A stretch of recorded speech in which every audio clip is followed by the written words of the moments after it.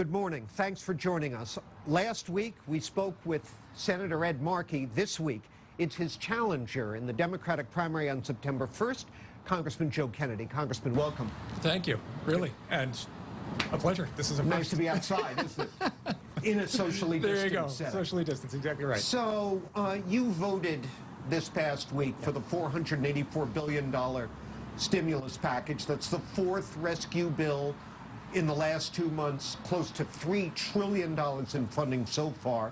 Next on the agenda, as I understand it, $500 billion in funding for the states, which are all hemorrhaging gigantic holes in their budgets.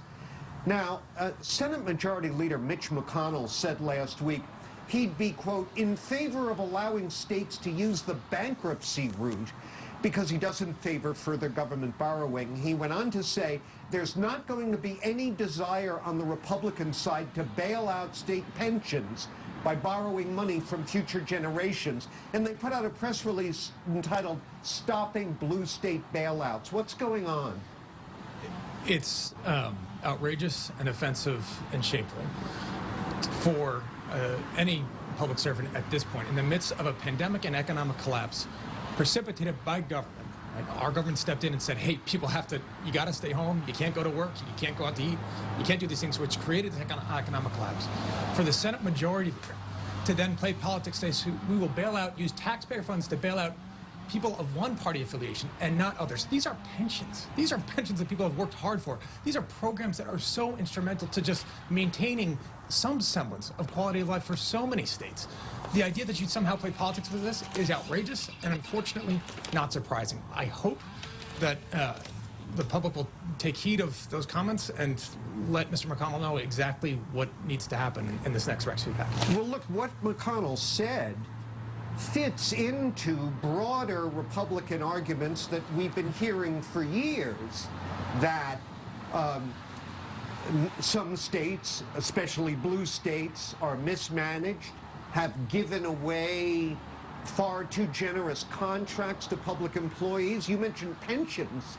I believe it was McConnell who suggested this will be a chance. It might not have been him, but someone was suggesting this is a chance for these states to get out from under their huge pension obligations and restructure those. What do you make of that? I have an awfully hard time giving that argument any credence, while the federal government has just pumped in $3 trillion to individuals, to families, to businesses to try to keep them afloat. Understand, again, John, in the initial rescue package, the big one, the CARES package, the initial request from this administration was $400 billion of money with no oversight, no strings attached, to be used by the discretion of the secretary to prop up whichever business he wanted to do, without any question as to what equity holders or shareholders or anybody else might have to do for that contingency.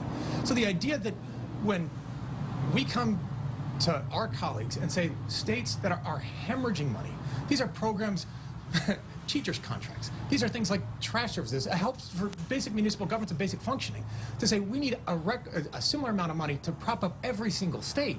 And he's going to turn around and say no when they ask for this for big businesses. It's outrageous. It's not fair. It's not right. And it's not reflective of the need and the pain that so many American families are feeling now. Congressman, I heard you on the radio the other day saying that the package you just voted for is really good for about 2 days of relief. Yeah. And one of your colleagues in the delegation, Congresswoman Presley, has said she thinks Democrats and the rest need to be doing much more. Yep. Do you agree? I do. Look, I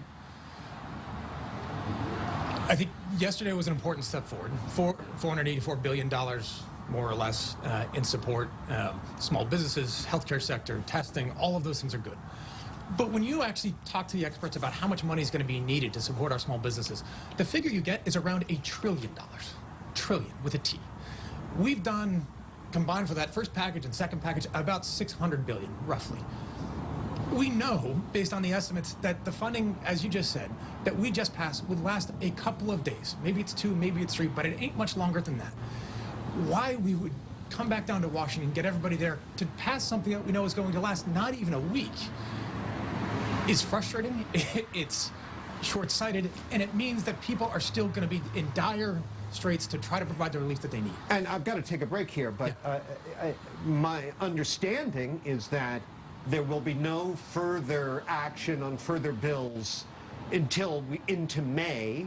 And given the Republican position, I mean, this may be it for a while when it comes to federal relief, right? I hope not. People are still hurting, and people need help. And this is when they look to the federal government. And I would hope Mr. McConnell understands that.